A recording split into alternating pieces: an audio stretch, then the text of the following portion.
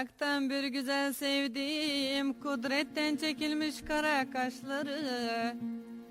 Dilerim birkaç kelime söylesin, daim aşık olsun güler yüzleri. Vay vay, vur zilleri zilleri de kırılsın aman.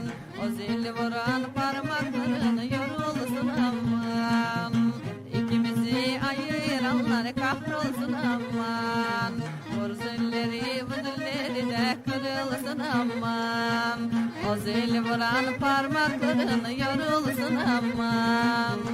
İkimizi ayıranlar kahrolsun aman.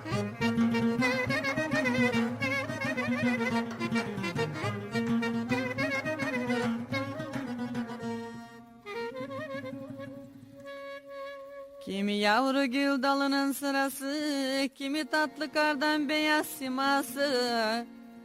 Büyük nazla beslemiştir anası, top top olmuş omuzuna saçları. Vay vay, vur zilleri zilleri de kırılsın aman. O zil vuran parmakların yorulsun aman. İkimizi ayıranlar kör olsun aman. Vur zilleri zilleri de vurulsun aman. O zil vuran parmakların yorulsun aman. İkimizi ayıranlar kahrolsun aman.